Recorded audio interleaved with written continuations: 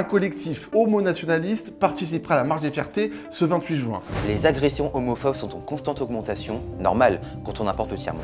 Une tribune dans le monde dénonce sa présence, mais aussi le fait qu'il puisse être accompagné par une escorte policière. Alors le groupe identitaire, il s'appelle Eros, ils se disent homo-patriotes et aussi proches du collectif fémino-nationaliste Nemesis. On sera bien là que vous le vouliez ou non. Johan Power, le leader d'Eros, est un ancien candidat du parti d'extrême droite d'Éric Zemmour et selon lui, le groupe bénéficiera bien d'un encadrement spécial. Je suis en contact depuis quelques semaines avec l'un des conseillers de Bruno Retailleau et la bonne nouvelle, c'est que nous aurons avec nous une cinquantaine de CRS pour nous protéger. Et la réponse des organisateurs de la marche des fiertés, je vous la lis. L'État entend peser sur la composition des cortèges et favorise délibérément la présence de groupes identitaires.